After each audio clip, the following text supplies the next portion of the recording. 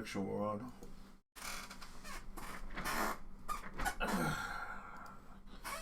So we're live on YouTube. I think we're live on Twitch, right?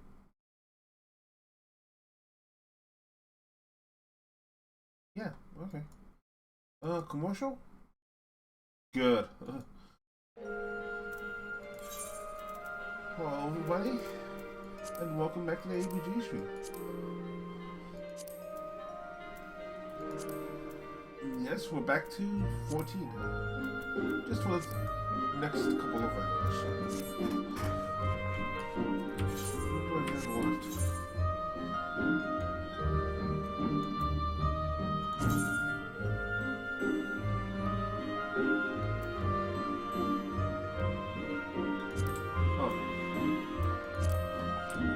Stuff. Oh, we did that today. What's my count look like? 240. Might as well do this.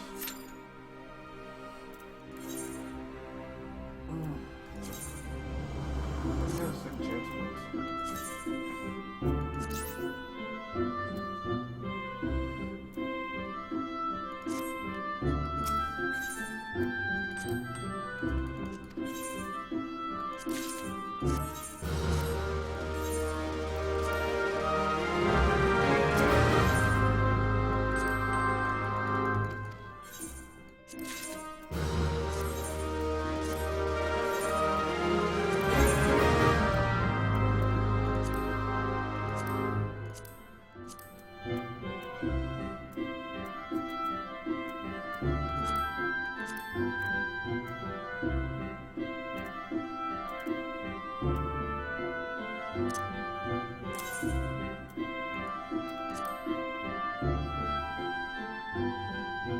I'm not gonna rush for my prices.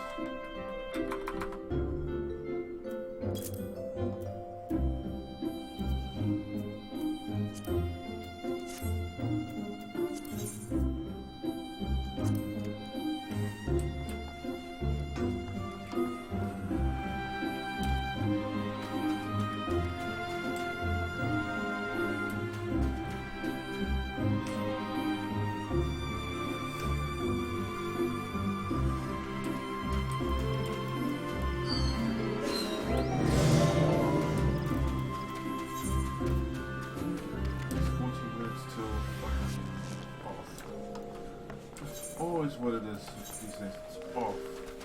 Lots and lots and lots of off. Guess I'm pretty well for the company, so.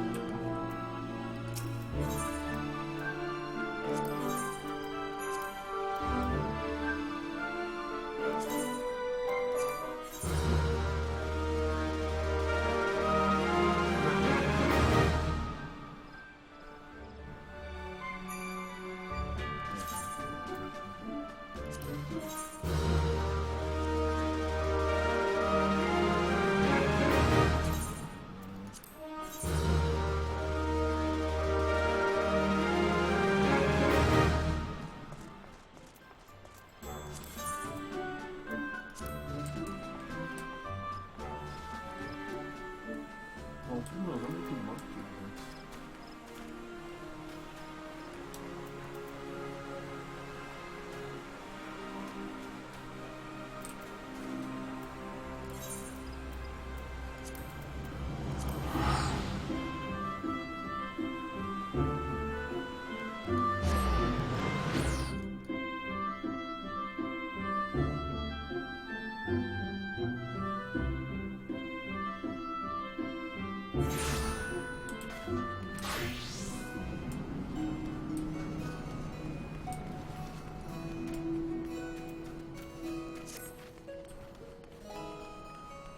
Nice.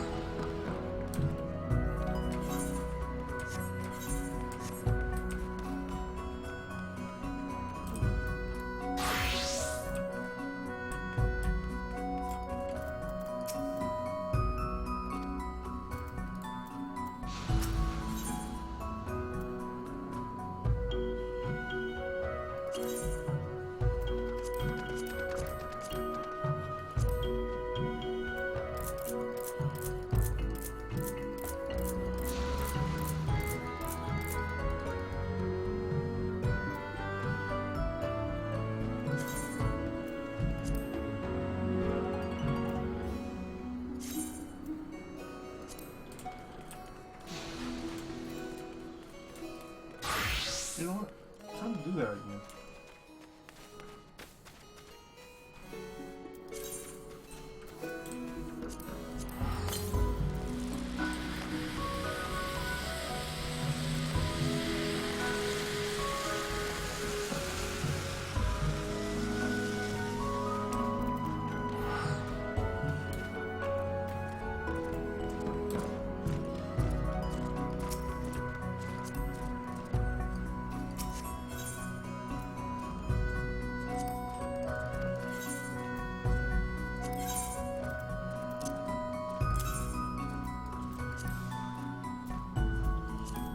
Popular again. Right.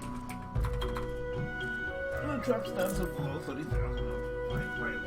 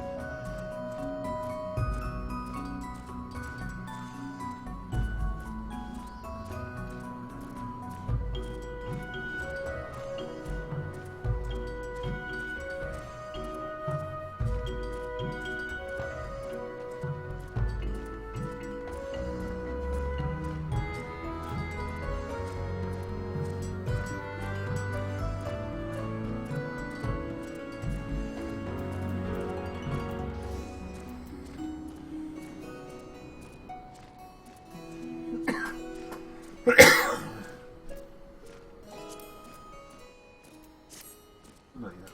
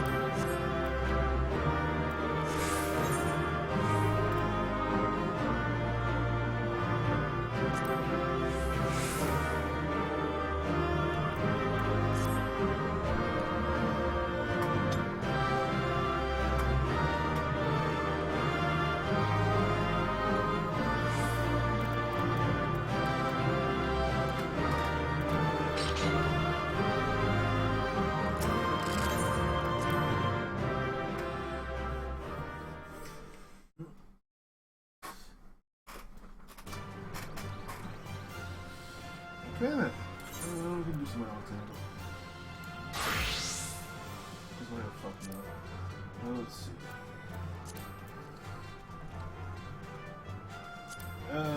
Except for that one. Let's just start with Soul.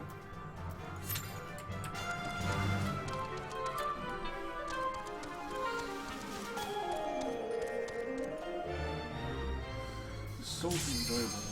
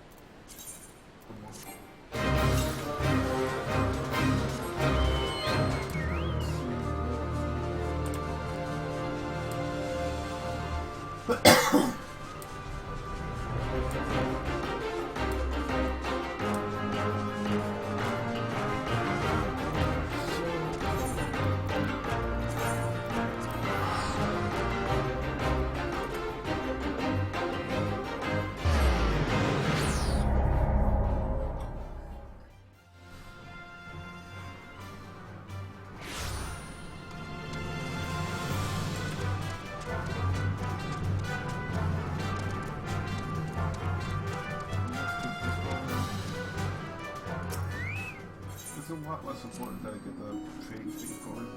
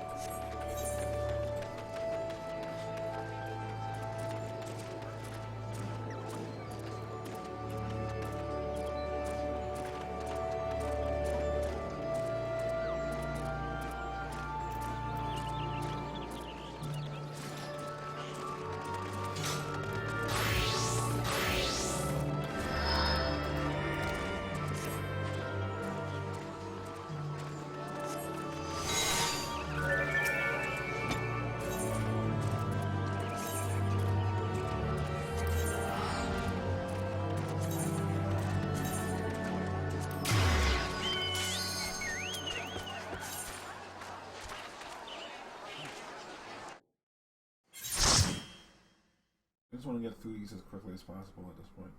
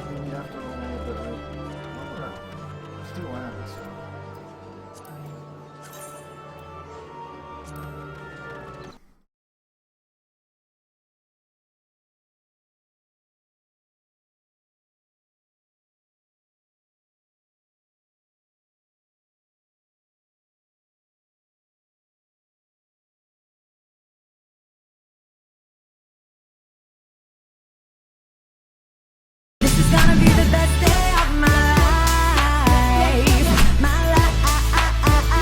Watch the new music video for the best day of my life. Click here. Ladies and gentlemen, welcome back to the mailbox. We haven't done one of these in a while, have we? And there's a ton of questions that have been lying around in threads and email boxes that haven't been answered, so perhaps we should do this a little bit more regularly. My name is Total Biscuit, and I'm going to be rounding up a few of the user questions gathered from various places. We have a nice big stockpile right now. I'm going to be opening up a place for you to leave your own questions in the next couple of weeks, so just keep an eye out for that. But in the meantime, there are plenty of questions that have yet to be answered, and we need to get those out of the way first. Game in the background is a little bit of Titanfall 2 multiplayer. Let's get right on with the first question. What happened to port reports? Will they ever return to the channel? Well, this is a bit of an interesting one because the format itself was becoming somewhat out of control. Originally, when we started doing port reports, it was just a case of just look at it on my machine, look at the options, see what's going on with that. And I think the options overview in particular can be very helpful, especially when dealing with universal issues, such as, say, negative mouse acceleration, all that kind of thing. The problem comes when you start to talk performance, because when you start to talk performance, you have to take into account that there are so very many PC configurations, and most of them are not like yours, which means that your performance indicator is only of limited value. This has become especially true over the last couple of years when we've seen incredibly inconsistent performance that hasn't made logical sense. It's not a case of, oh, well, I have a powerful machine, so this game that otherwise runs bad runs relatively well for me, and that there's sort of a linear, logical, rational scaling going on right there. That's not true. What we've seen is massive inconsistency across setups for a reason which is not so obvious, not simply down to raw power. And there's where the problems start to really come in, because you start to get people turning around and saying, you're wrong, your performance isn't exactly indicative of anything, or there's something wrong with your PC, trying to sort of invalidate all of your results. And of course, the way that you try and deal with that is expand the number of PCs you use. But even then, even if you try out 3 or 4 different PCs, that doesn't really matter. It could very well perform very differently on anybody else's, regardless of how many PCs you try, not to mention the fact that vastly increases the amount of time that has to be spent on it. And really, this is not a hardware channel. It never has been a hardware channel. You certainly shouldn't treat it as one. And as a direct result, the format became bloated, it started to take too much time, and it wasn't helping people. It was just resulting in people turning around and saying, well, this isn't true. There's quite a few issues with covering PC performance, not least of which the fact that there are so many tribalistic people that become almost emotionally, in fact not almost, definitely emotionally attached to a product and will defend it come hell or high water. Space Hulk is a prime example of this. What we had yesterday on the stream was played a little bit of the Space Hulk beta. It didn't perform well. I mean, it was capped at 60 FPS, but it was frequently dropping down to 40, only on high, well, not even maximum detail. And we had hard crashes, as well as some pretty dodgy mouse performance and UI problems. Now, most of these, you can say, these are pretty objective. They're not stuff that you can really debate. But people will try and do it anyway. The Warhammer 40,000 fan base is, like many fan bases, in certain respects quite rabid. And the response to even saying on stream that the game didn't run well was a torrent of insults and claims that it was a lie. And that because somebody else had run it fine, that meant that the machine was the problem, as opposed to the actual game. It doesn't make a lot of sense to say that when, again, it's on a brand new professionally built machine, but the main point is not to highlight that people are dickheads and act like idiots. We already knew that. That's not helpful.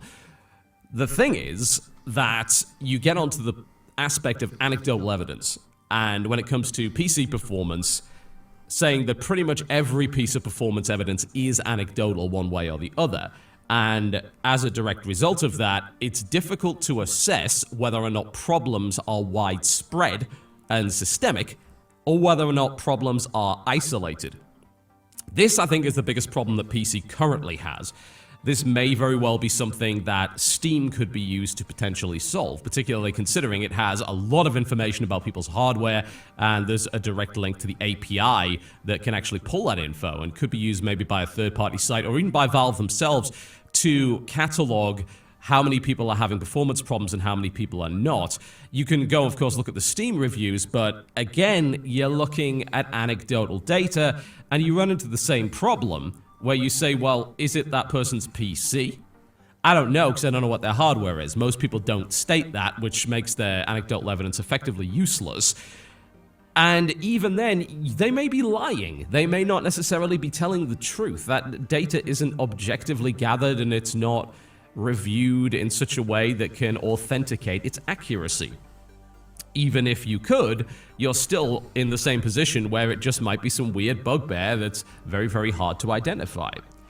What PC needs right now, as far as I'm concerned, is almost an aggregate whereby you can get a large amount of data on people's performance and aggregate it into one place, making it fairly easy to understand the extent of performance problems. You could tie those performance into some sort of benchmark, you could tie them into the hardware gathered information, DXDiag and all that sort of thing, and with enough numbers you could get over the margin of error that would come from false reports and dodgy stuff like that.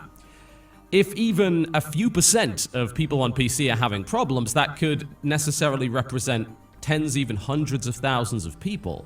And it could indicate that the game does have serious issues. Over the last few years, we've encountered a great number of games that have run into this. Dishonored 2 is a very recent one.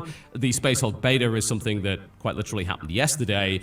But we look at things like Arkham Knight, we look at things like No Man's Sky, and even in those situations where it was fairly abundantly clear that the games had problems, there were still people shouting from the rooftops that they didn't. Either because the good old phrase, it works fine for me, or simply because they were defending the game for God knows what ridiculous reason, tribalism, fanboyism, Lord knows what. There's also the aspect that many people are really bad at assessing performance. They don't do so either on an objective level or with anything that constitutes real data. They do it based on feeling, personal standards, and more often than not, they don't even explain what those personal standards are. Some people are okay with 30, some people are okay with 60, some people won't be happy until 120. You know, that's an issue in and of itself. We see people debating frame rate when there is no debate to be had. We know that higher frame rate is objectively better in all circumstances to a greater or lesser extent, but people will still argue otherwise because feelings or whatever. So I don't think port report really helps, honestly. I think that it's still better to be cautious. I don't think that it is necessarily a bad thing that I could go on a stream, say that a game doesn't run very well. That doesn't really do harm, especially considering it's a pre-release version and people shouldn't be pre-ordering video games in the first place. But when it comes to release stuff, even if you put out a report and even if you spent a lot of time on it, use multiple machines, which I have in the past, it may very well still not represent everybody's experiences. So my recommendation to people would, of course, be cautious, stop pre-ordering video games, but also to keep a close eye on forums in particular, because if you do see a lot of threads popping up with issues, especially when it comes to people that actually do provide their system information and more detailed descriptions of the problem, then it's generally best to pay attention to them, even if they seem like a minority, than pay attention to the people that are not having issues. It is very much better to err on the side of caution as a consumer rather than taking the risk, even if Steam does offer a fairly robust refund policy. Bear in mind that those refunds are very much still at the whim of Steam. They can very easily turn around and refuse you a refund for any reason. And it is only 2 hours. It's very easy to go over that limit. You spend a couple of hours tweaking, trying to figure things out, and suddenly you realize you can't refund anymore. So it's damn right there was a risk. In an ideal world, demos would be available for everything, benchmarking tools would be available for everything, but they're not. So it is best to err on the side of caution when it comes to potentially poor performance and optimization. But we do need something. We do need some sort of aggregate source for this kind of thing, because it is not going away, and one could argue that the problem is even becoming worse over time. Question here, what game series do you think should be given more credit than it currently does? Well, this certainly sounds a little bit contrarian, but I would, to some extent, say Call of Duty. I think that the overall reaction and bias from a certain portion of the player base when it comes to Call of Duty is excessive and fairly inaccurate to some extent. I have to admit that this does feel a little foolish after Infinite Warfare, considering that the multiplayer for that has absolutely not changed, and that's, in my opinion, a big black mark on the product. However, you've got to bear in mind that the series is being developed by 3 separate studios that all have 3 very different ideas on an otherwise very popular formula, and that has actually shone through in the last few games. We've seen Black Ops 3's campaign that was built from the ground up for co-op, could be played in any order, and also had an emphasis on powers, spells basically, cyber powers, which is a big departure for the Call of Duty series, which was otherwise, for the most part, just run and gun shooty.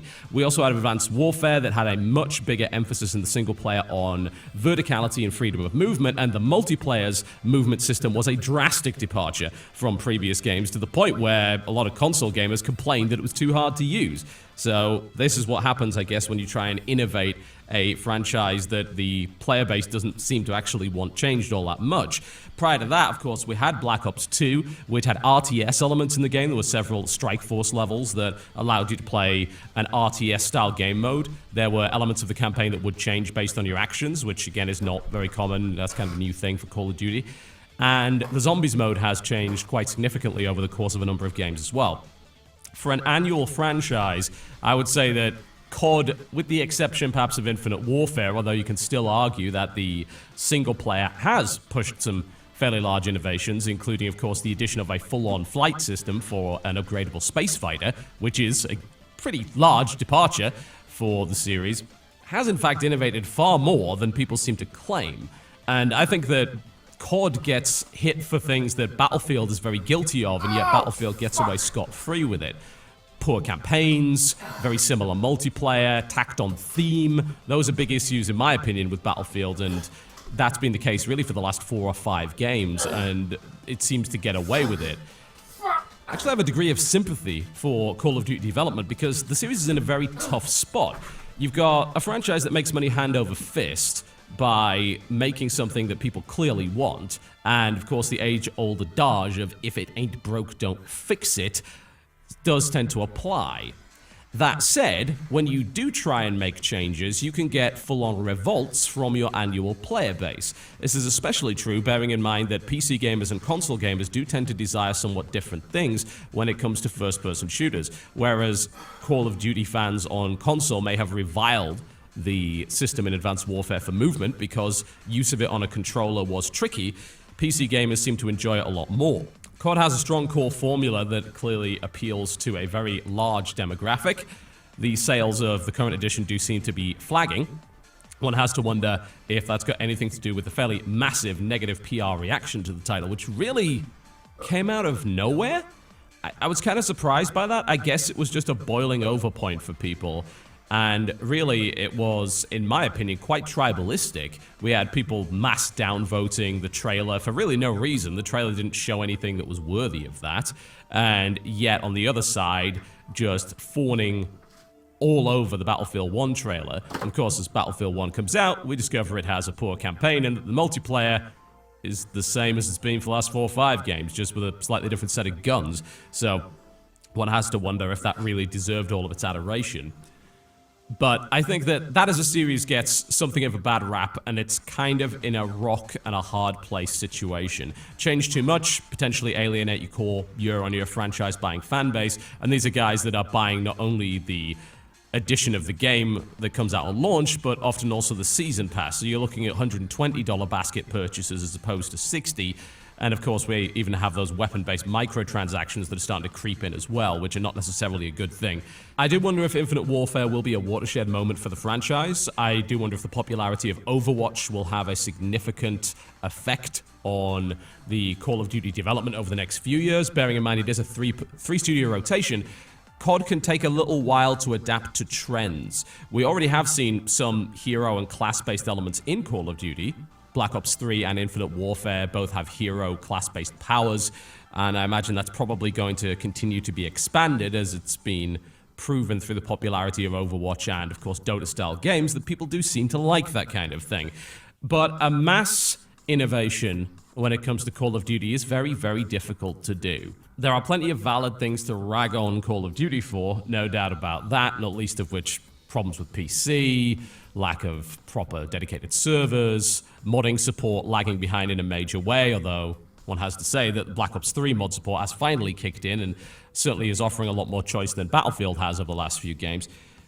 But I think that COD does get a bit of an unfair rap. You know, it is a series that is cool to hate, as it were, and has perhaps come to represent a type of gamer that the more self-aggrandizing hardcore gamers seem to despise. This notion of a dude, bro, jock, college gamer that's too casual to know what the best thing is, when in reality, of course, that's all incredibly subjective, and it's highly elitist to suggest that there's only one way to game right. Okay, folks, that's me done for the day. Thank you very much for watching the Mailbox. There will hopefully be more regular episodes of this over the next few weeks in accompaniment to the more substantive content. If you like this video, by all means, do feel free to click the like button. If not, the dislike button is right over there, and I'll see you next time.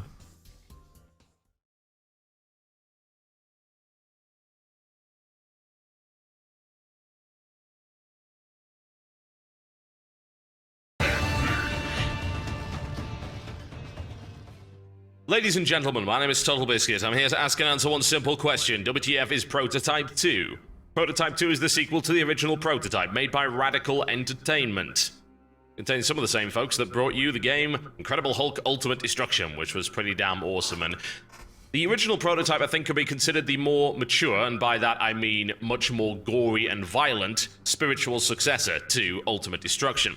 Ultimate Destruction was a lot of fun. It was a free-roaming action-adventure game whereby you ran around the place hitting things as the Hulk. You could break cars and turn them into boxing gloves. You could throw people off buildings, so on and so forth. Prototype 2, well, you could impale people. You could surf on people as their body disintegrated into a massive goop.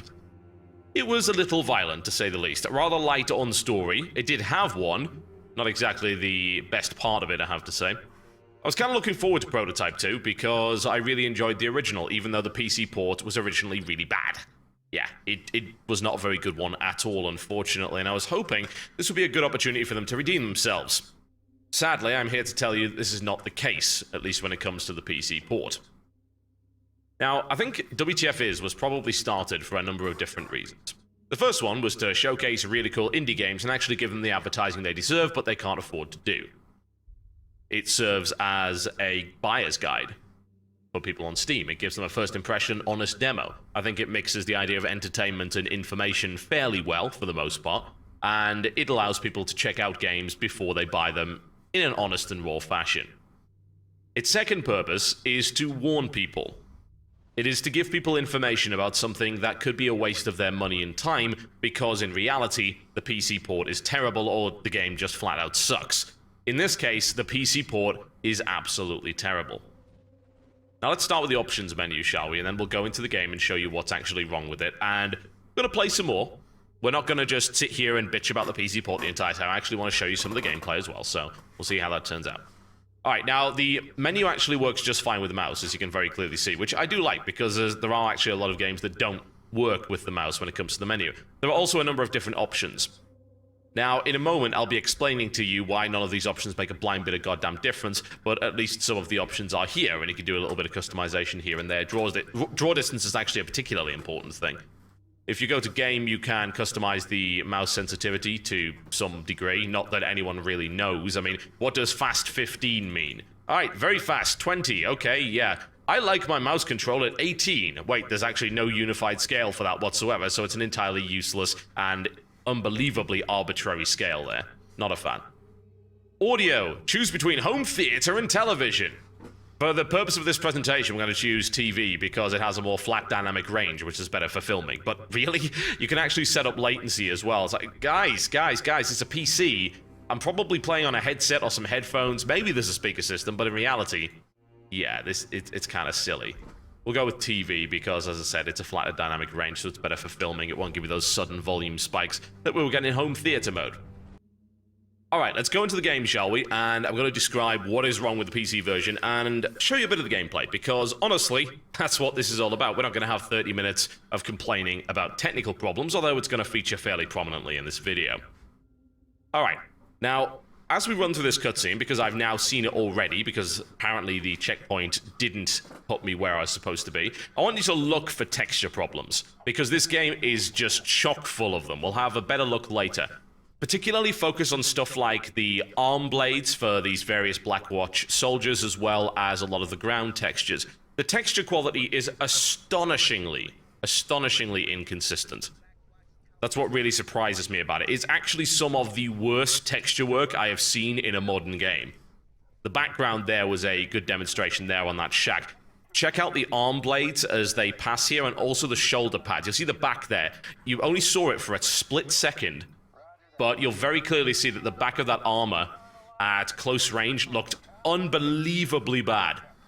Yeah, the game is full of this stuff, which is really not very good at all. This is not what I expect from a modern 2012 title. In fact, I'd arguably say that some of this texture work is worse than some of the stuff that I saw in the original prototype, which really makes no sense at all. I can't imagine how they managed to pull that off. Alright, so tutorial time, folks. I'm gonna beat the snot out of this guy. Then we shall grab him, then we shall eat him. Yep, this is pretty standard prototype stuff. And now we're supposed to get the hell away from what's going on here. Now, what I do like about the game is that pretty much all of these cutscenes you can actually skip. Except this one. It's like, what? Why can I skip this one? It's really weird. Like, some of them just, they make so little sense as to which ones you can actually escape and which ones you can't. Very, very odd indeed. There we go. I'm going to consume someone by kneeing them in the face. Yeah, that makes a huge amount of sense. And try and get out of the way of this helicopter. Did I really break line of sight already? Okay, I guess I could shapeshift then. There we go. That made things very, very easy indeed. So, just like the original prototype, you're able to shapeshift into various different forms in order to avoid the problems on the ground and, of course, infiltrate various different areas. And like the original prototype, you can run up walls, which was by far the coolest bit. Let's have a look at some really bad texture quality, shall we? Look at that. That bumper is ugly as sin. It really, really is. Obviously, in a third-person action game, it's often very difficult to see, but don't worry. Look to the side right there. Oh my god. Over to the left of the screen. Yeah.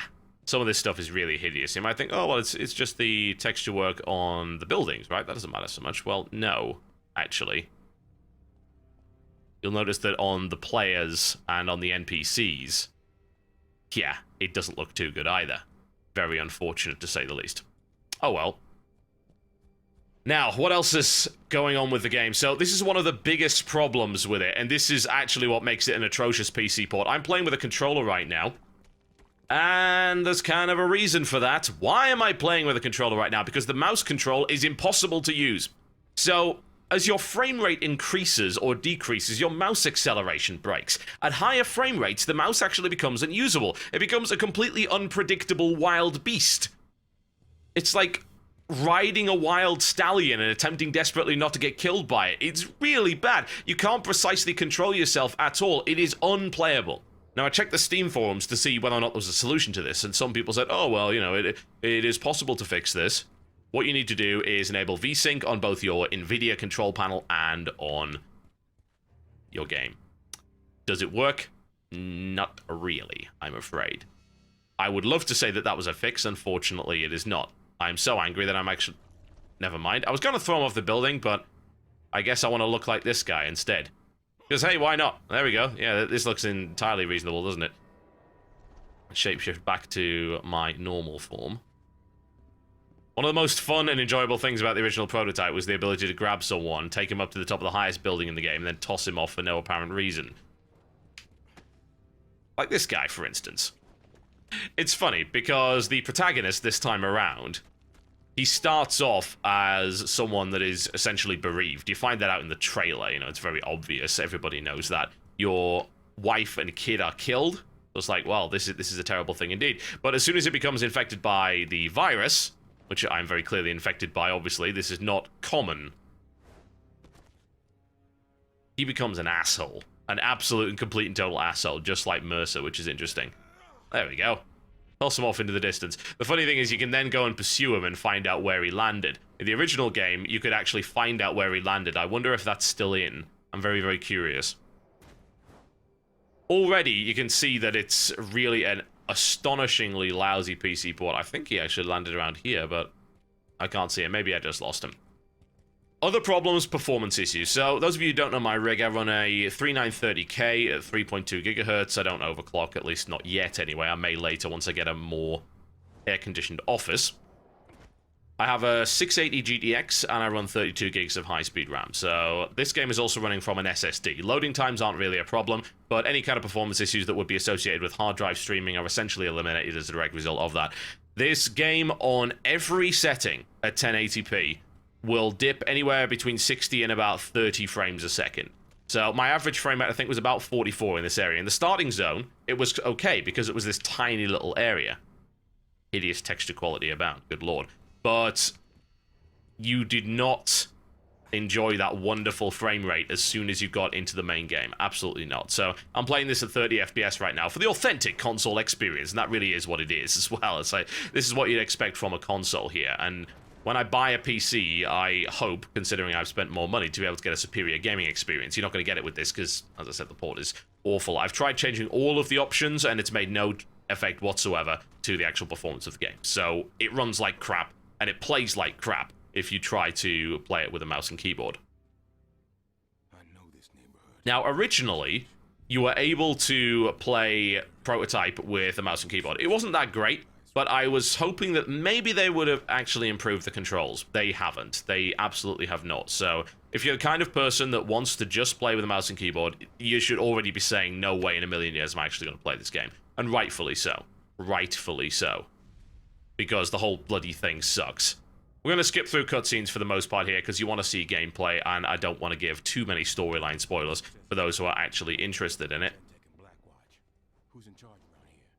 Alright, so it looks like we've got phone calls going on. We're just going to run up to the top of buildings and actually do some cool stuff, because this was always the best thing about the original Prototype game. The fact that it was a playground in which you could be a complete and total murderous sadist.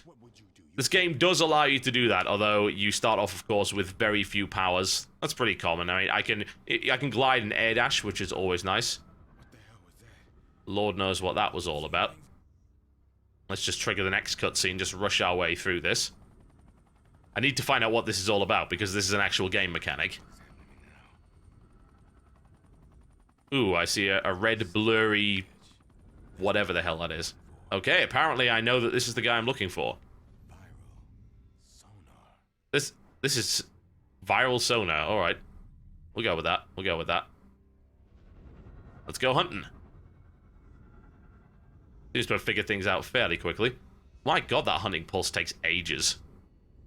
That's actually really annoying. I would hope that it would... maybe that's just the tutorial part that does it. We'll see. I'm hoping that it doesn't take longer than that. Let's try it again. Yeah, okay. So it's just the tutorial slowing down, making sure you actually get it. Alright, well, here we go. It's okay, guys, don't worry. It's totally normal that your commander can fly around like a fool. And jump especially high. That's entirely reasonable. Basically, I'm a member of whatever popular basketball team is occurring at this point. The Chicago Bulls. Yes, those guys. Indeed. Don't get suspicious. Well, I saw the suspicion meter rise a couple of times. How about if I stick to the wall? Da-da-da-da. Alright. It's okay, guys. This is only mildly suspicious. Don't worry. It's like, you know what? I'm pretty sure Bob wasn't able to do that yesterday. Why are they not killing me right now? Seriously, I am very obviously infected with a deadly virus. Oh my god. The AI. Yes, that's it. Salute me and my amazing superpowers, please. Jesus. Really? Alright, we're eating him. By which I mean we're just gonna punch him in the face over and over again and then absorb his essence. At which point we will receive delicious cutscenes. Alright. It's good that you can skip through that, though. We're fairly happy about that. Well, I guess I'm fighting. Okay, combat time, folks. Well, the combat in the original Prototype was extremely kinetic and rather amusing. Unfortunately, At the start of the game, of course, it's rather limited. If I wish, I can grab a firearm. I'm not really sure why I would, because that seems astonishingly boring. I mean, really, why on earth would I want to use guns if I can punch people into orbit? I have no idea. Now, what on earth is this thing? I think it's probably a viral detector, I would imagine. As you can see, I'm firing texture bugs, which allow me to reduce the texture quality of an item with a mere glance. No, I'm deadly serious. Like, things look worse from a texture standpoint the more that you shoot at them. That's absolutely incredible. Well, I guess we'll eat him. Seems like a good idea. Alright, guys, don't worry. It's entirely normal. Go about your daily business. Lots and lots of tutorials all over the place. You know, I actually I'm almost upset that they don't give you the so-called abilities, because at the start of the original prototype, you were able to use a whole bunch of powers, and then, of course, you went back to previously. It was kind of nice, especially for demoing the game, but I can understand why people think that that's a horrible thing, too. The term abilities was coined by Giant Bomb, and it's all about teasing you with the abilities you'll get later and then taking them away from you past the first or so 30 or so minutes of the game. Alright, back to higher ground. I still love the ability to run up buildings. That in itself is fantastically fun. And Prototype, I think, is all about having stupid, dumb fun all the time. And the game, for the most part, allowed you to do that. The original game did have some problems, like the bosses were really not very fun to fight at all. Fighting guys that constantly juggled you with rocket launchers was not remotely entertaining. Not really a fan of that whatsoever. Do a little sonar pulse and hunt the commander, who is apparently... He's probably in the middle of that base, I would think. Where's the center of the pulse? Okay. Kind of over there. I see. We'll just keep doing that until we find him.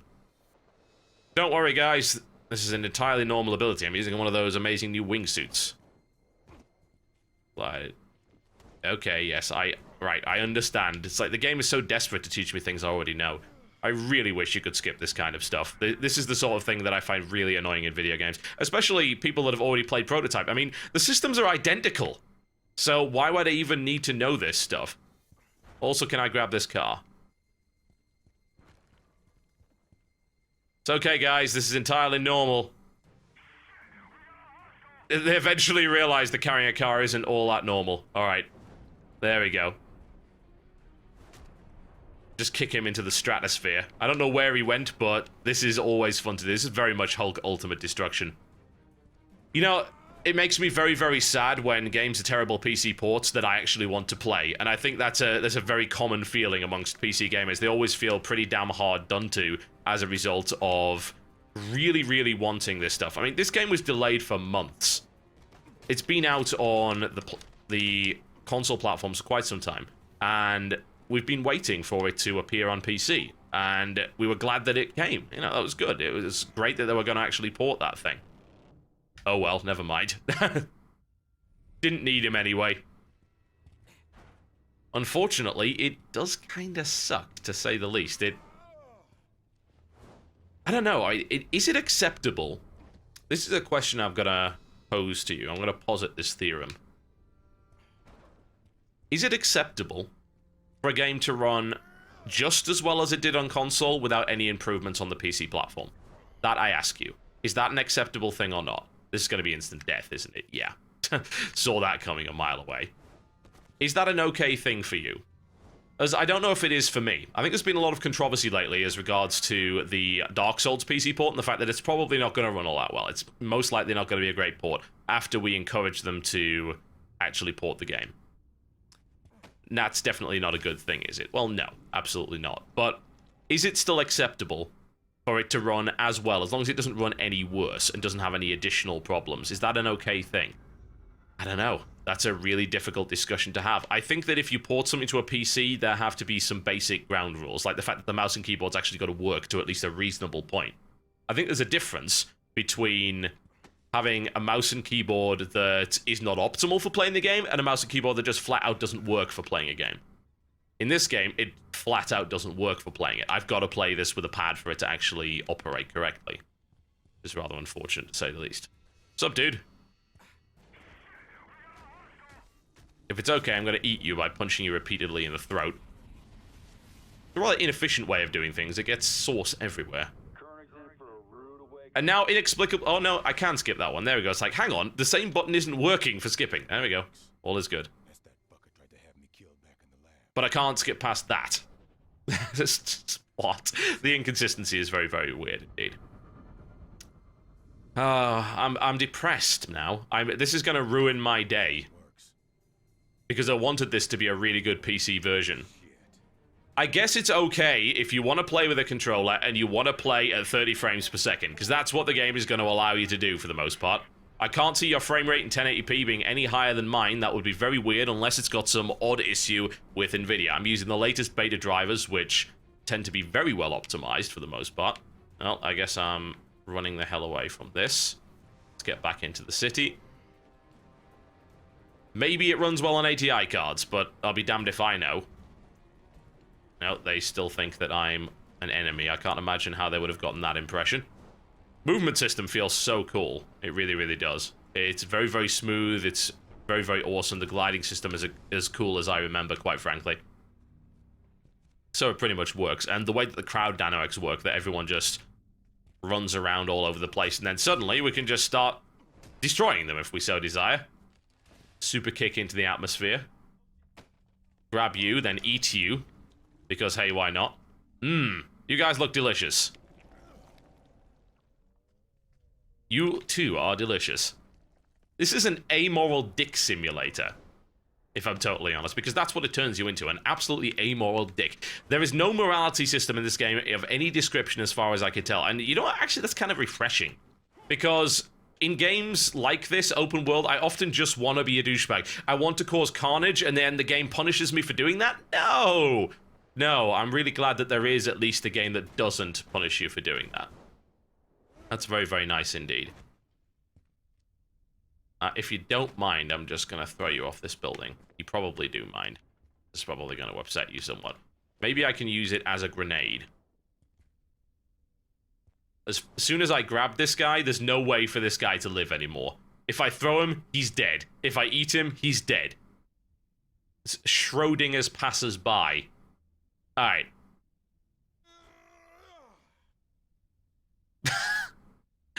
For what possible reason is there?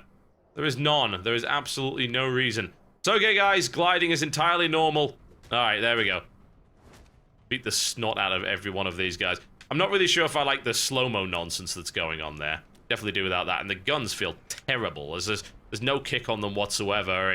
You can barely hear them. They're just pointless. Why would I even use guns?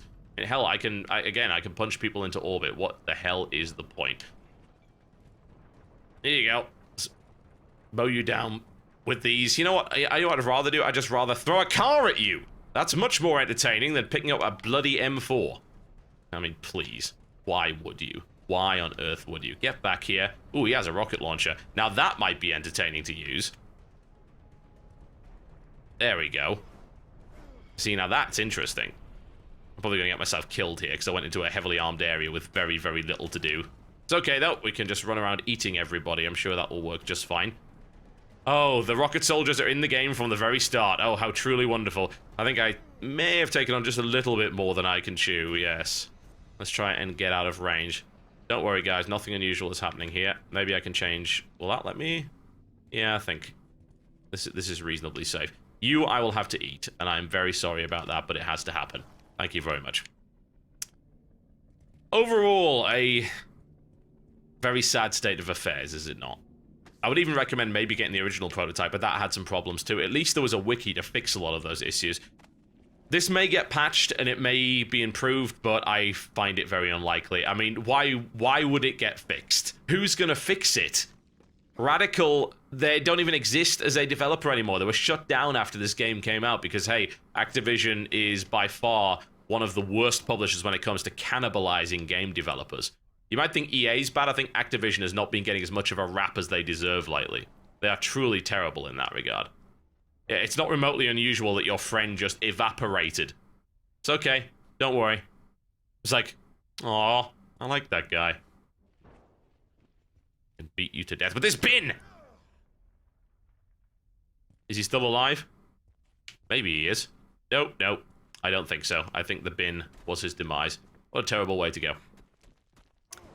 It's still a fun sandboxy destruction simulator, at least as far as I can tell from first impressions, which is of course what this game is, but oh man, PC port-wise, disastrous. Absolutely disastrous. I almost feel like I want to go play this on a console now. Maybe I'd have to pick up a second-hand copy so I don't give them money for 2 copies of a broken game, but sadly, once again, Activision delivers a terrible PC port. I don't really know why we keep giving them money, honestly. The sad thing is they should know better than this. I think that when you look at a company like From, who are a Japanese developer, Japan doesn't really have a PC market per se. You can at least understand why their PC ports would suck. But when it comes to someone like Activision, who's been doing PC games for a very long time, they should know better than this. They really, really should. It's lazy. It's astonishingly lazy and highly insulting. And the game is $50. It's the price of a full-priced release. It's several months out of date already, so it's not a new game. And they didn't even make the slightest bit of effort to make it work properly on PCs. It just runs as well as a console game. And if you think that's acceptable, then by all means. If I'm talking about the positives, then it's still got this massive city. It's got pretty good view distance. I mean, I could see exactly where that guy landed, as long as I have the view distance turned up to high, so that's nice. It still feels great, at least on a controller, to actually play, but it is merely a console port with a bunch of PC-specific stuff that doesn't actually work properly. Sad face. Very, very sad face. So let the buyer beware on this one. I would say safely avoid this title. Pick it up on sale, which is what I always say for bad PC ports. Like, hey, why pay $50 for a game that's clearly not optimized for your platform? What the hell's the point in that? Clearly there isn't much of a point. I would really love to enjoy this game. I really would, but this leaves such a sour taste in my mouth. When you pay so much for a gaming rig, you're expected to run games better than this. Otherwise, I'd just buy games on console. What the hell is the point? I mean, honestly, it wouldn't surprise me at all if the publisher would rather I bought this game on console. And it took them months to port it, and they obviously didn't put any effort into it, so why even bother? Oh well, I suppose solitude can be attained via the destruction of innocent human life. As always. I wonder if I can actually level up any skills before we go on any further with this. Well, I'm certainly not going to be doing it this way. It never actually explained how to level up skills as far as I can tell, so we skip through here. Maybe I can upgrade my powers. No, they are all locked by the looks of it, so I can't even get any skills at this point until I go through the game. Maybe I can get a mutation. Have a look at that. Maybe, just maybe. Mutations? Once again, all locked. Oh well. Doesn't look like I've evolved in any sense so far, but I'm depressed now. Guys, I'm sad. I want to go play something better. I might reinstall Deus Ex. My name's been Total Biscuit, taking a look at Prototype 2. Looks like the PC port was indeed a prototype of a full, proper game. I'll see you next time.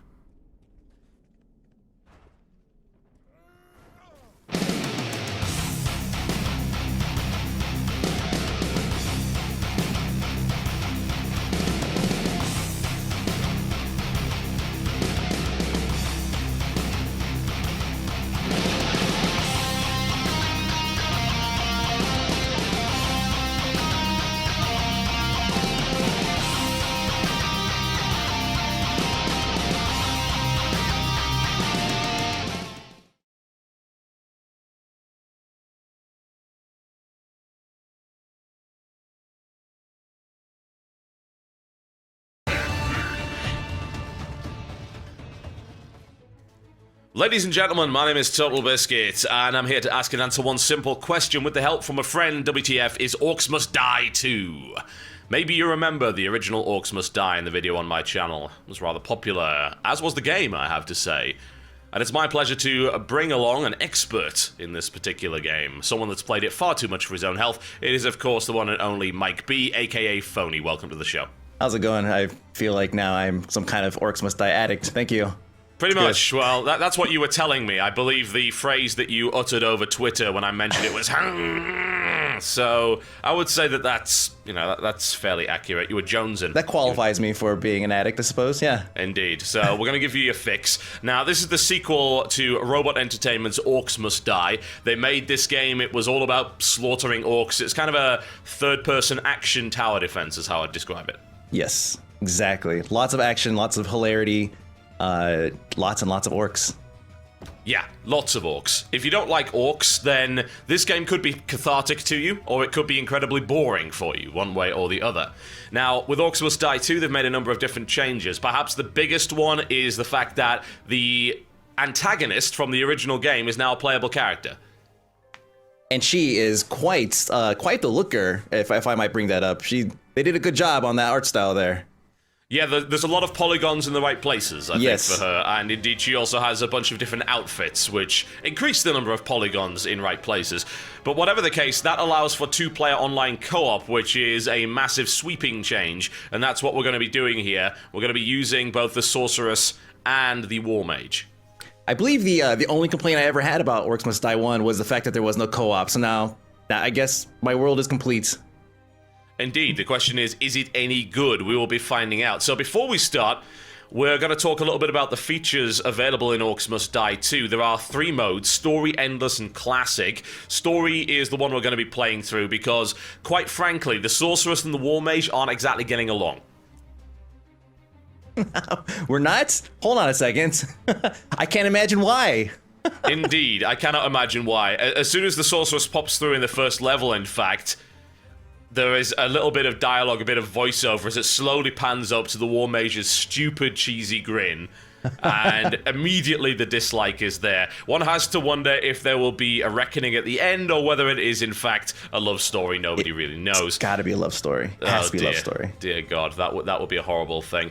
Well, we'll see. I actually hope there's a reckoning and one of them just pushes the other into a boiling hot tar pit, but we'll see how it turns out.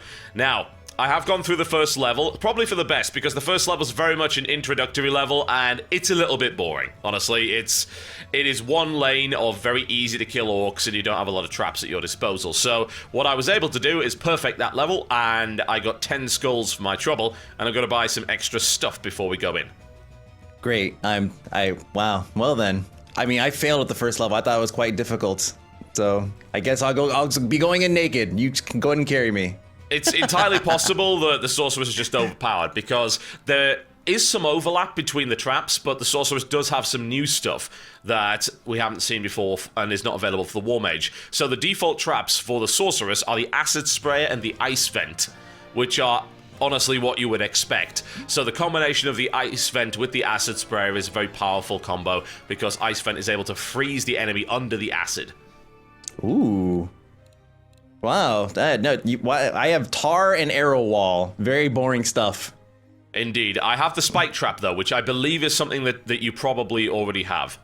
Yeah, well, actually, I don't see that either. Oh, you don't get Spike Trap? Wow, Wait a they minute, really yeah, are. They're I being was- cheap asses. What's the third trap on your list? The third trap on my list is Auto Ballista. Oh, okay. So I have You arrow get wall, that. tar, Auto Ballista, boom barrel. But yeah, it looks like they took some of the traps that we had previously available to both of us, or sorry, to your main character. Oh, Spike Trap, here it is, all the way at the bottom. Okay, so maybe they just shook it up a little bit to kind of make it seem like it's different. That's what it is. Well, the thing is, some of them are clearly different, because if we're talking about the arrow wall, I don't have that. And the tar pit, I don't have that either. But I do have the auto ballista, but it's further down in the tree, so it's going to take Right. 13 skulls to unlock that. So some stuff is unique to the character, some stuff has just been moved further down, so you get some stuff earlier than others. Which is good. Now this is it's good that we're not basically rolling with the exact same gear. In which case it would be the only reason why you would actually play is which one do you want to look at? The handsome, dashing fellow, or the beautiful, evil queen lady? Indeed. All right, now the question is, what do I want to go for? Because I've got 10 skulls. I could get the pounder for 10 skulls, which smashes enemies to the floor. That sounds like it might be fun. I've also got brimstone, that might be good, and a coin forge. This is interesting. I don't recall anything like this in the original. Oh, there was something somewhat similar to this. It actually might have been the same, where essentially the orcs that die, like it says, you drop more coins. Yeah, it drops more coins. It could be beneficial to get that. At the same time, it's early in the game. We have the Chances are we won't opportunity need to it. exactly. Yeah, and it does allow you to reset your choices. So if you screw up not really a big deal. So you know what? I think I'm going to get the pounder. That one sounds like the most fun. It does sound like the most fun. Yeah. Now the thing is about traps this time around. There used to be a system in Orcs Must Die called the Weavers. Now a lot of people may not have seen that because they didn't get far enough in the game to unlock them. Why don't you explain how that works? If I recall correctly, the Weaver system is almost like a separate tree that you would go in to kind of to take your character and specialize in whatever he was like actually in. So you had the different abilities, like the battle staff or the war mage staff. Then you had like the melee, the ranged like crossbow type stuff. And I believe going down those trees was just a way to kind of specialize your character even further by unlocking certain tiers. But looking here, I don't see it anywhere. And that was also a thing that it almost felt like it was just added on later, but didn't really add anything to the game. So what they've done this time is that everything, as far as I can see, absolutely everything has upgrades. So if I were to buy a trap, it's going to pop up a bunch of upgrades and levels. This is the thing. And now what I think there is, by the looks of it, if I'm interpreting this correctly, there are unique abilities that one assumes are mutually exclusive. So if I get the auto ballista, I can level it up 3 times, so it'll fire faster. But I can also pick between 1 or 2 uniques, either attack briefly stuns enemies or range increase. And the fact that there's 2 of us, we can both choose different uniques. Indeed, and then we can have a little bit of everything. Yes, indeed.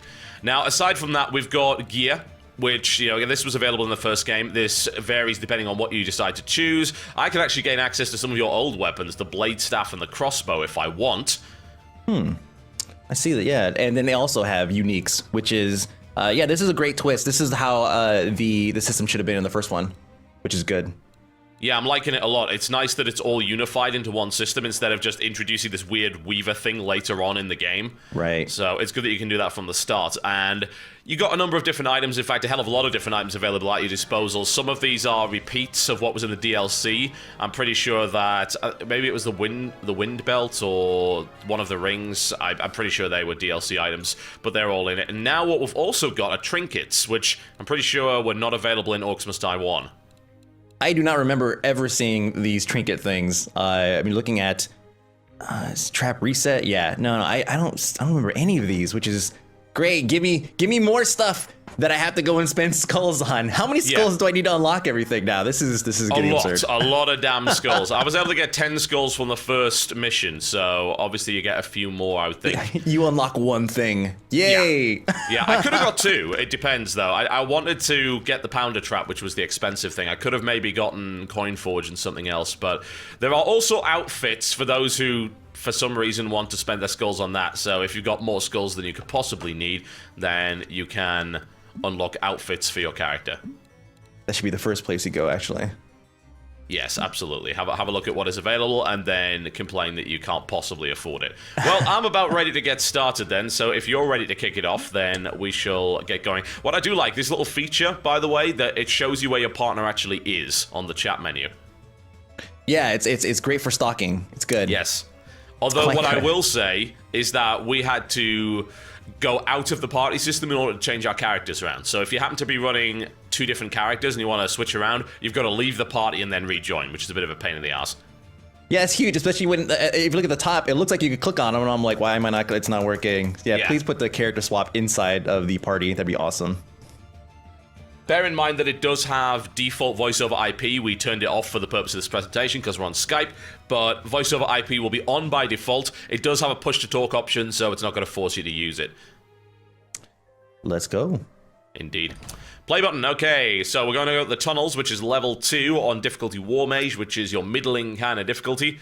So we'll see how it goes. I think there might actually be 2 rifts on this one, that's interesting considering that it's only 1 mission in. Yeah, they're really kind of... Wait a minute. So I wonder if the difficulty is actually designed around playing with 2 people, and then the harder part is going to be playing it solo. Hey, look! Another rift opened up. I thought I closed all those. Where are we? What are these tunnels?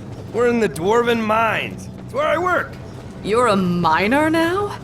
Not like I had an in-demand skill set beyond the whole kill orcs cast spells thing. Plus, turns out people weren't exactly grateful when I shut off the magic juice. you can actually use some kind of doodads in the world there. You can activate it in order to change the direction of the mine carts that are going down there. Admittedly, that seems absolutely useless, because I'm pretty... No, actually, it's not useless. If we look at the route that the orcs are going to be taking, then they're actually going to be crossing over these mine carts, so one assumes that that's an environmental hazard for them. Yeah, and also, I don't know if you noticed, but I can actually activate it remotely by shooting it instead of running up and activating it. Oh, that's sweet. That's sweet. It turns out I don't actually have any gear for some reason. You have to, so that doesn't put on automatically. You have to actually hit B and go through and arm everything up. Ah, okay, yes, of course. Choose your defenses. That's how it's done. All right. So those are the upcoming enemies. We've got some interesting stuff, actually. It looks like they've severely increased the variety here. There's going to be an earth elemental in this. Interesting. I am intrigued. All right, so we're going to take the pounder trap. We're going to take acid spray. You have a red indicator showing you where the path of the orc's going to go, right? I have a blue indicator showing where they're going, yeah. Oh, interesting. Oh. I don't have any kind of indicator, so... Really? I think I'll go ahead and just start laying traps down where I think they're gonna go. Yeah, well, they come from the rifts. They kind of come down a predictable path, down these stairs, and they pass over these areas here where the environmental hazards are, and then they decide to take a turn one way or the other. I'm gonna go closer to the rift, I think. Let's start off now. Where can I place pounders? Okay, so pounders can be placed on the ceiling. I'm gonna combine this pounder with this ice trap, which should cause them a few problems. I was always the kind of guy that liked to concentrate all of my traps in one place. Right, yeah, I think I got it backwards. Boy, it's been a while since I played. I put the tar pits, the tar traps all the way over here. It's okay, they're both going to be traveling over these anyway. Right, yeah. I guess that's the last-ditch effort. It's like, if they get to that point, we need to really just start creaming them with these. With the weapons, yeah. Exactly. So I've actually got a scepter, which I can rapid-fire spam. It actually feels exactly like the crossbow. It really does. Like, even the bolts look the same. It's like they almost recolored it. Magic missile. Indeed. Like but you can also hold the button down to do that. And then on the right mouse button, it actually charms an opponent, so they'll start fighting each other. And then they explode, because hey, why not? Yeah, same here. Look, what is this thing? Hey. That's sweet. Balls everywhere. All right, I'm about ready to get started, so shall we unleash the Horde? Yeah, let's do it. Excellent. Horde has been unleashed. Oh, it looks like you have to confirm that. Oh, wow, really? You don't own me. I got this. Indeed. All right, so let's see if my trap setup works. Well, we're going to be leaking on the right eventually, but I have a feeling... that acid shooter is amazing. Yeah, it's kind of nice. And what's the weapon you're currently using? Is that a blunderbuss? Yeah, blunderbuss, default weapon. If I recall, nice. Yeah, if I recall correctly, didn't they remove a lot of the magic stuff from the War Mage this time around and actually give it to the sorcerers? Possibly, because before you were able to start with, I believe, some of that stuff. I don't have that option. Right now, it's just like you're stuck with this, and then you have to play to unlock everything else. Fair enough. Yeah, I guess you're the more physical character this time around. Yeah, the acid sprayer is kind of neat. It does a little bit of damage over time. Crazy stuff ends up happening as you go through there. I don't think the pounder's actually being set off. I think they're slightly avoiding it, which is annoying me immensely. Oh, someone got through. How is this even possible? See? That's what the tar trap's for. Indeed. The tar trap will slow him down, then we can kill him with melee weapons and things like that. There we go. Oh, the other rift is going to open. This is going to get unpleasant. Yeah, especially since we didn't prepare for this. Sweet. Indeed. What's the cell button? Oh, okay, it's E. I'm going to move my pounder trap into the center. That should be a little bit more effective. And I can place one more trap, maybe acid directly after your arrows. There we go. That is unpleasant. I love the arrow trap, man. It's a basic trap, but it looks so cool. Yeah, honestly, I'm digging the... We should switch characters, because I'm digging the acid thing. Yeah, it's firing acid straight out of that. Now, at what point are we actually going to start using the centerpiece? That's what I'm wondering. Well, the only reason we'd use the centerpiece is if everyone leaks past our traps. So the only time when they'd make contact with it is if they travel over these train tracks here. So then we can use the centerpiece. It's cool that there is one, though. That's really nice. There was some environmental interaction in the original game, but it mostly involved throw this guy into an acid pit that happens to be conveniently placed nearby. Yeah, and the fact that they're actually introducing this mechanic on level 2 tells me that there's going to be probably quite a variety of mechanics we're going to be encountering later on. Yeah, they actually ramped the difficulty up immediately on this, which I really, really like. So, 2 rifts at level 2? That's no problem. I think they make an assumption that you've probably played the original game, which, I don't know about that. I think that I like that, honestly. From a sequel standpoint, it's nice to assume that the players at least have some familiarity with it. Yes, exactly. And, you know, they... Whoops, I just found the thing. Okay, I'm good. You know, they put, like, it was a 10... You own the previous version. They actually put, like, 10 levels of the original in so that you can actually do co-op on those ones. Yeah. That is so cool. It's very, very rare to ever see that from a dev. And I think one of the reasons why, again, you know, talking about the first one of the issues, the biggest problems was the fact that it wasn't multiplayer. It came out around the same time as Dungeon Defenders, and Dungeon Defenders was a fantastic multiplayer, and that was like the biggest non-selling point of this game.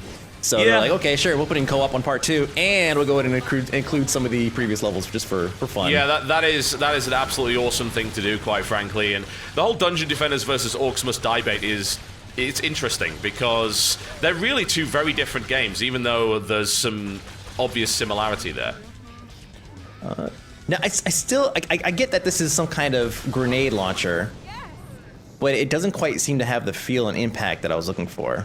Maybe it's, I guess it's like a magic grenade launcher. Okay, fine, I'll deal with that. Nothing worse than magic grenade launchers. They just don't do what they say on the tin. You can't trust them. What I do like though is I could see when you if you're placing something, like you could see this, right? Yes, that's awesome. That helps you coordinate very nicely. You don't accidentally place a trap where someone else is trying to. In fact, I don't. Yeah, can I? Yeah, I can, by the looks of it. But that would make me a dick. So. Well, you got that side pretty well dealt with. I'm going to put some more pounder traps down in this direction. And another ice trap directly... Well, that annoys me, because if my OCD was starting to kick in here, I would say, why can't I put it exactly underneath? Never mind. It works. Oh, man. Steam. Yes. This is all good stuff. I want more traps. I want more traps. I'm ready to unleash the horde. Yeah. Let's make it go. Nothing should live past this, really. Oh, this is a nice sick combo as well, because you spray them with acid, then they get flattened. It's fairly effective. Wow, your side is way more attractive than mine. It's okay, doing the job. I'll do everything the hard way. Just click, click, click. Kill streak. Oh, yeah, okay. Yeah, That's what I'm talking about. I forgot about this. I don't think they've brought the headshot feature back, from what I can tell. Or maybe it's possible that the Scepter of Domination can't headshot stuff. I'm trying. Wow. I've started a fight in the middle of the orcs. That's great. And I'm leaking, actually, really badly. This game has suddenly got extremely hard. Combo! Kill streak 14. That's what you want. I'm just going to dominate all of these orcs, actually, and hopefully have them kill each other so they don't reach the exit. There we go. Oh, I'm taking damage. Come on. Oh, I actually leaked one. And I'm almost dead as well. Holy crap, I need to get out of here immediately. All these are getting by. What are you doing? There's just... the difficulty just ramped up to ludicrous levels very, very quickly. And I actually remember the original game doing that. That's... it's good that they didn't make this easier. It is by no means easier. Oh, hang on. There's another trap. I didn't notice this. There's another environmental hazard. Look above you. Oh, nice. That's cool. I did not see that before. We should probably save that. Yes, we should. Well, we only leaked one, so that wasn't too bad. I think we need more acid sprayers, clearly. There we go. More of anything is good. I think we need more of just anything that does damage, sure. I'm actually regretting not buying the Coin Forge. I think I should buy that next time, because it seems like you need that almost immediately. Yeah, obviously, when we have people getting high already. Yeah, it's second a bit crazy. level. It's good, though. I like the challenge. And I can't imagine what this is like on Nightmare. Jesus. I am actually disappointed that there's no headshots. I'm getting right in these guys' face and just pulling the trigger, and I'm not getting any headshot anything. Yeah, that mechanic was quite nice. It forced you to pay just a little bit more attention, which I do very much enjoy. These giant golems are... Oh, Earth Elementals, kind of a pain. Complete nightmare. They also split up into Earthlings when you saw kill them. that. Just like, why would you do that? Where do the baby ones come from? That's horribly evil. I'm sitting on defense over to the end here, waiting on this boulder shoot. Oh, did you see that? That is amazing. My magic grenades are fantastic. Yeah, I like the fact that you've got some really powerful stuff at the start. Domination is a fantastic ability. Like, you see the fight that I've started in the middle of the orcs there? Yeah, I see that. That is a. Oh god, That's sweet. Now, do we have any kind of control over them while you do that, or is it just you it's activate it and it just goes crazy? Completely AI controlled. All right, I want to let a few orcs under this chute, or at least we'll unleash it on the earthlings. There we go. All right, there it is. That is awesome. Do a little dance. Make a little love. Get down tonight. Yeah, your dance was better than mine. It is. I only got 3 skulls for that. Wow. So did I. There We you only go. let one go through, right? Indeed, but I took damage. I think that's why. Stop taking I'm damage. fairly sure to get it perfect, you have to have no leaks and no damage done to your character. Good God. Wow. Not easy. Not easy. And I unlocked an endless level, apparently, and that's a good way to improve your character, it seems. So, I wonder if that's required in order to actually keep up. To continue unlocking? Yeah. That's possible. Coin Forge, I can afford one. Should I get one? Yeah, absolutely. Let's have Got a it. coin forge. What have I got? I could Purchased. get... Steam Trap. I get a Push Trap. Push Trap was always handy. We could start comboing traps together. Pushing them into another, yeah, exactly. Because they actually do tend to go around some traps. If they find a path, they will go around it. Yeah, that's what I like the most, actually, about Orcs Must Die. Like, the first few levels were kind of, alright, place traps, stuff dies. But when you start getting stuff like the spring traps and the push traps, that get them to go in certain ways so you can combo the traps together, that's when it gets good. I'm ready. I'm about ready to roll, so let's make we it go. happen. I mean, so far the co-op experience has been uber smooth. I haven't seen any lag problems, nothing like that. The game runs really well. There are additional options available. I actually turned Gibbs to high. And as a result, yeah, you can do that. As a result, you get more exploding orc for your money. Very much a fan of that. All right, we have another switch. We didn't use the first one. I think no, we we didn't. were probably missing out on something. Possibly. I mean, it's a bit difficult to do because you've got to switch it in advance. So I guess what you could do, this kind of thing could be used to kind I can't of... put anything in it. No, you could load all of your defenses onto one lane and then use this to kind of bolster up the other, I suppose. Interesting. So I could actually load items into the carts and like a turret of some sort, and then just move from there. No, I mean, what I would be talking about is that if you've got 2 lanes of traffic coming in, then you put all of your traps on one lane, and then you move this so that it goes over the other. Got it. So that then it could be used kind of to back it up. It would be awesome if you could put a turret in that. Do That you would be see the absolutely size fantastic. of this thing? What the hell is that? Is that a coin forge? That's the coin forge. It's massive. What do I? I'd put it all the way to the end here by the looks of it. Where's most of the killing gonna happen? Well, let's see. So the route, this is one of the rifts, but there's another rift to the other side. So we're going to be getting 2 rifts coming in. So you think the killing zone is gonna be the bridge? I would hope that we kill them before the bridge. The problem is with the bridge, it's open sky, so I can't use any of my pounder traps, and I can't place my pusher trap on the wall. I can't place my acid sprayer either. So And because of the tracks, I can't place this thing, and because it's massive, I can't put it anywhere. I What a guess terrible problem to have. you're gonna have to put it here. I mean, I don't see any other way to put it, and we're just gonna have to load our traps up in this direction. We can't put anything on top of it. We have to put Nope. everything around it. No, we can't. That might have been a bad idea, actually. Well, I guess we'll just see how it turns out.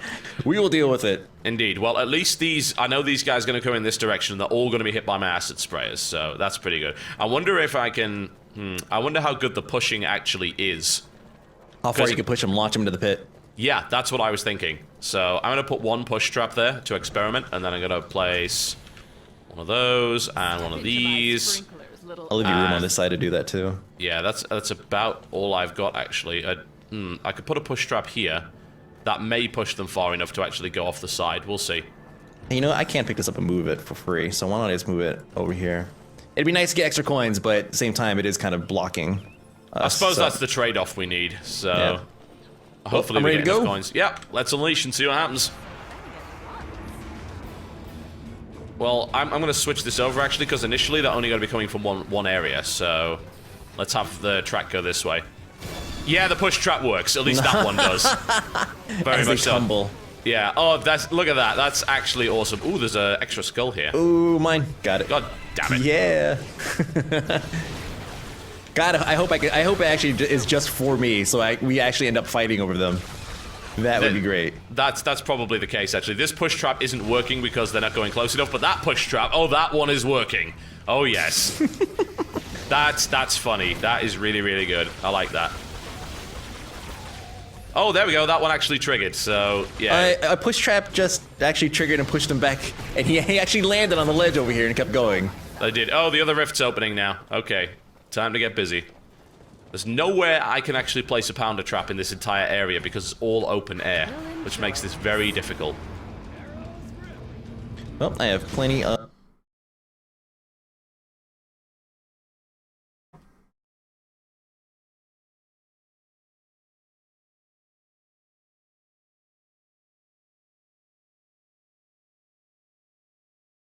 A strange visit. Something feels off. Find out what's going on. Ooh, incoming outsider.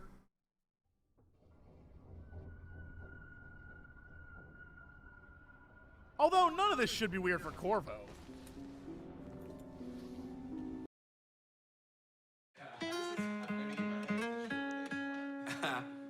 You got your mom's. Delilah and come on, that was perfect. We learned something scary down in the south.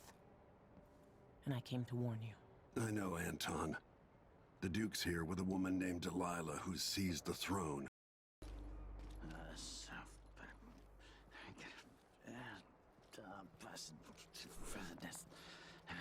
Don't even know that. I can just go to the eyes.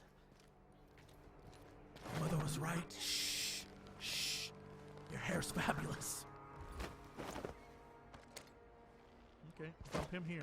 We're up. Oh, right in the box. Okay, I'm assuming. Take those. I'm assuming this is the way I go. Fishy, is this the way I go? I think so. All right, well. Yeah. All right, we sneak across this roof. There's only that guy right there, and he's not a big issue for me, right?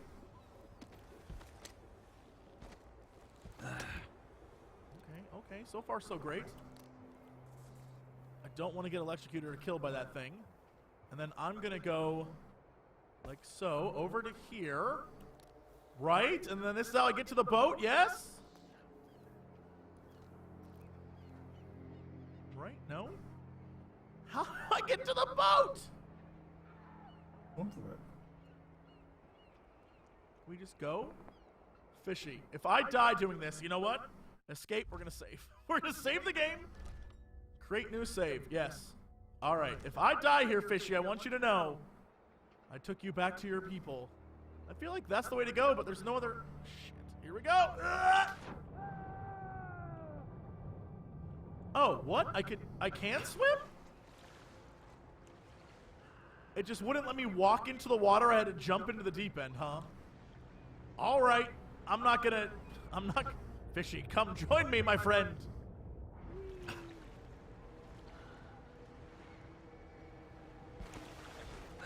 We did it! We did it! So, there's some kind of shitstorm happening here in Dunwall. The old man's been carried off to who knows where, and I'm out of money for any more operations. Just great. Well, good thing I'm here. Hello, it's me, Corvo. Megan? Lord Atano, you want to hear what I've got to say. I guarantee it. Lord Protector, forgive me for saying it, but you look like death warmed over. It's been an unusual day. There's a coup underway and I'm being blamed for the Crown Killer murders. My name's Megan Foster. I work with an old ally of yours, Anton Sokolov. We learned something scary down in the south, and I came to warn you. I know, Anton. The Duke's here with a woman named Delilah who's seized the throne. They have Emily and I barely got out. For now, I have to get away, recover my footing. Bad things always seem to happen in Dunwall. Feels like the end of the world. I need to get to Karnaca, where the Crown Killer murders started. Delilah must have been down there for a while, and I've got to figure out what's going on. The dreadful whale will get you there. Should we go? Soon, but not just yet. I want to go rummage around your boat. We'll leave soon. Truly, a great friend. Let's set out for Karnaca. Yo, Merciful, you didn't kill anyone. Stealthy. I was detected numerous times, but I'm non-lethal, low stealth. That's pretty much my life. What else we got? Oh my god. Well, there's no way I would have found all of it, but I'm okay with that.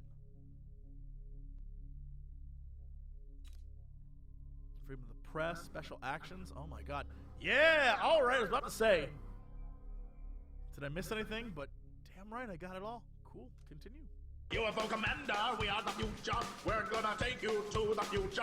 Then we're gonna get to the future. Where everyone talks like they're from the future. UFO Commander, we are the future. We're gonna take you to the future. So, which car are you folks here to buy today? We're just looking. Oh, just looking. Sure, no problem. I'm sure my boss will love it that he spent all this money making this place and paid. A strange visit. Something feels off. Find out what's going on. Ooh, incoming outsider.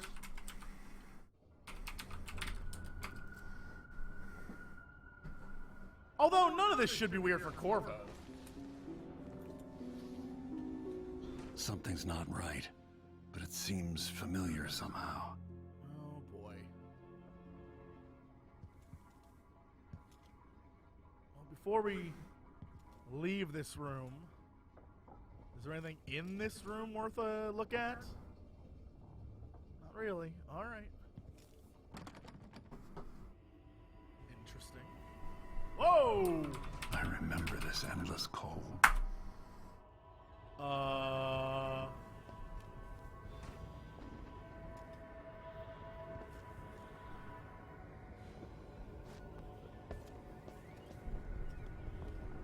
Where are you? You might as well show yourself. Man! I love this game. Corvo, old friend. Do I even have to say it? You've lost another empress.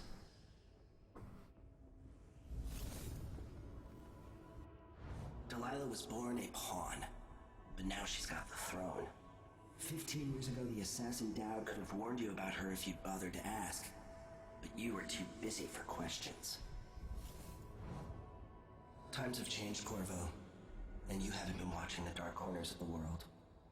Maybe living in a palace has made you soft.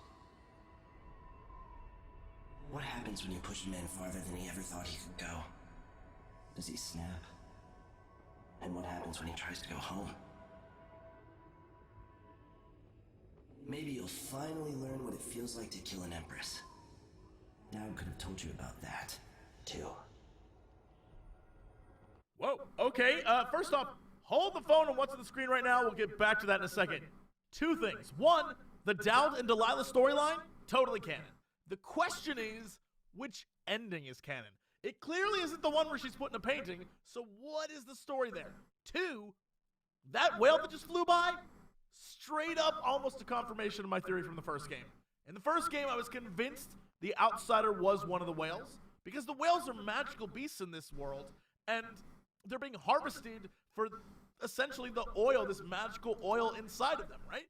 So, I thought in the first game that the outsider was one of the whales reaching out to Corvo, testing mankind to see what kind of people they were. And I guess that goes back to my choices here, and that I can either accept his mark or not. And if I don't, I guess that's sort of a we don't need you kind of thing, but I like the idea of accepting his mark and again proving to him that there are good people. We're not all bad. I like that he's testing. I felt this so long ago. The void. It was still there all along.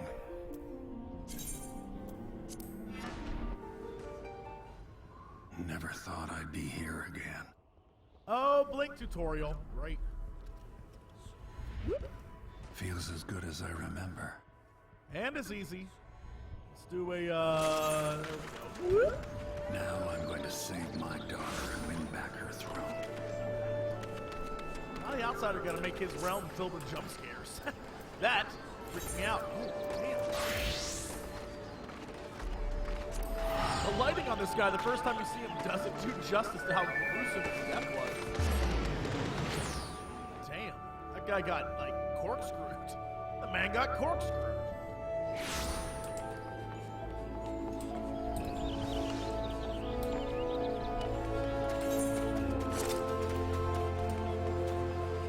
I've been here before. Oh, shit, is it the heart?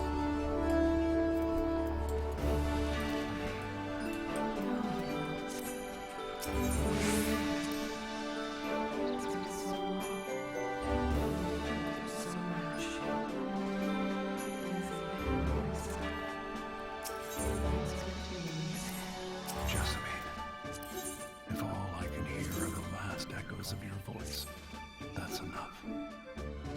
Only the last of my essence. Leave you for a while. If only I could reach across this great expanse and take you into my arms. Let me have this father. My gift. Summon me to your hand.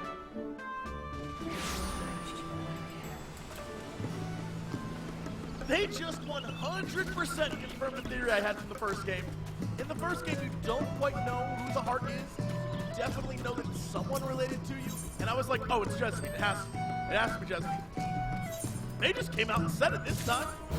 Oh, that, I mean, even though I always knew, the fact that it's confirmed, the fact that Corvo walks around with the heart of his lover who tells him secrets,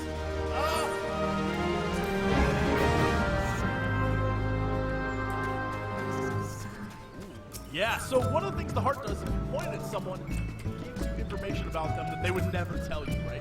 All their secrets.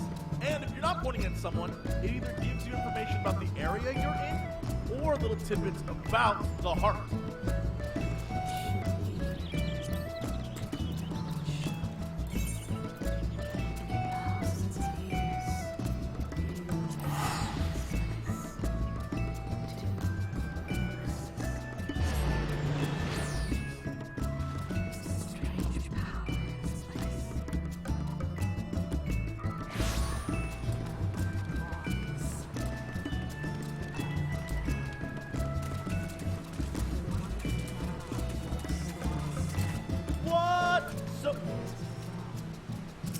Dowd is still out there then? So Dowd's out there. So wait, what's the ending of...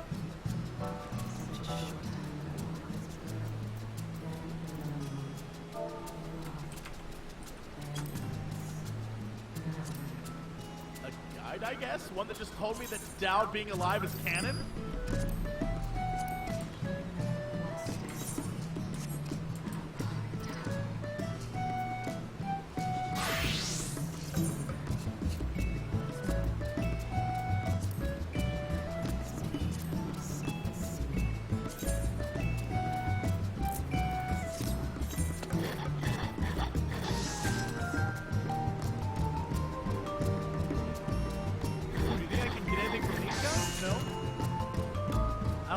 I guess they're not real, so...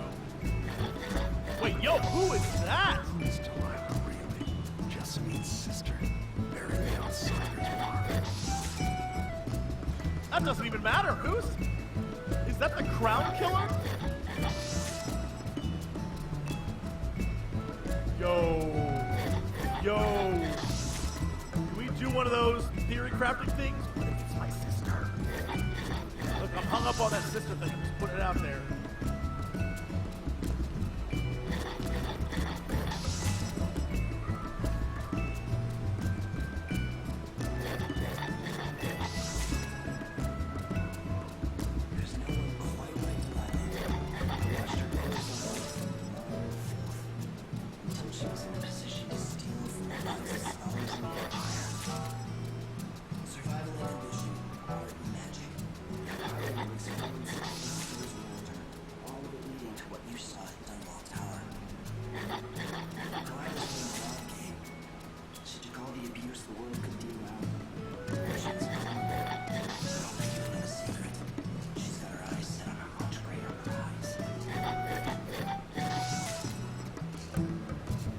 yeah, the first one she wanted to become Emily, like take over Emily's body. So Megan Foster and discuss a plan of action before taking.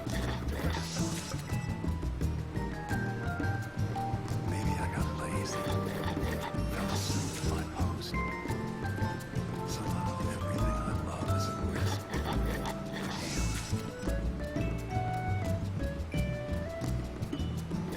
Last time I saw her, I was just 18, boarding a ship bound for Dunwall. It was dawn, and I was dancing with 3 sheets to the wind.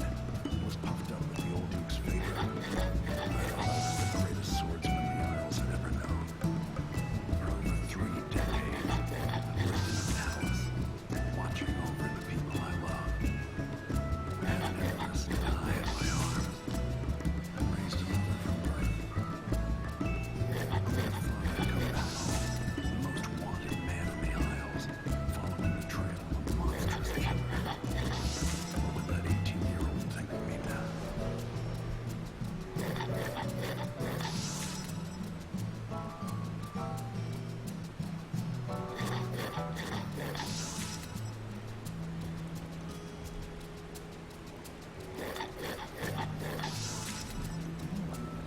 Was I dreaming, or it wasn't a dream? All right, charms.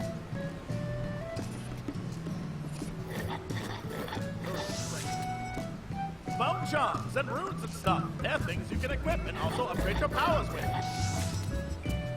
Travelogue? Ooh, letter from Corvo. A letter from Corvo? What? Oh, it's to the Mayhews.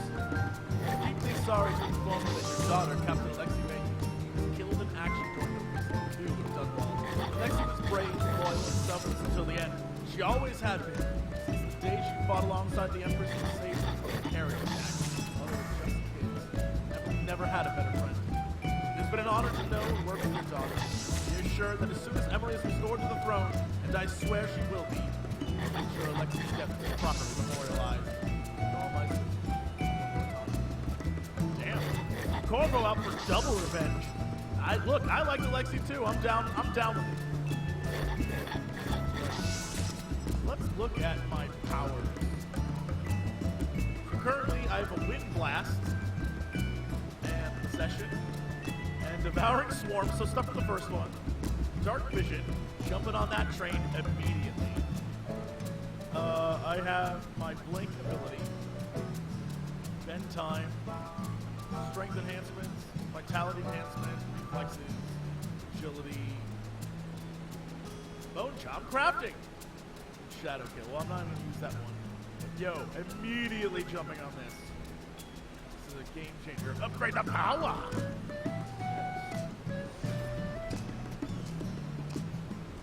Now let's take a look at these bone charms. Oh wow, I have plenty of spaces to put them.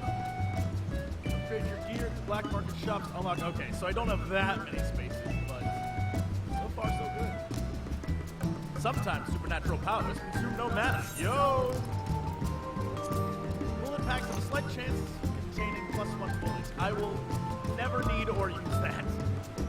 Actually, maybe for like collecting and selling, or maybe on the rule button. If I see those guys, I just don't know what the chaos ranking of killing a robot is. So the travelogue is just Corvo's notes. Okay. New Year. For most people, a new year means renewed hope and promises. Me, I just hate the memories that get dredged up. Today, 3rd day of the month of Earth, would have been Jessamyn's birthday. We used to take a skiff out on the river before dawn, drinking a good bottle of sparkling wine, just to take a few moments to watch the sun rise together, alone for a while, before she got caught up in her duties for the day. All these years later, why am I still thinking about it? The anniversary. The worst time of year. These weeks leading up to the anniversary of Jessamyn's murder. I run through it all again. If I'd just been there a moment sooner, or known about Dowd, if I'd just been a bit stronger, faster, smarter. If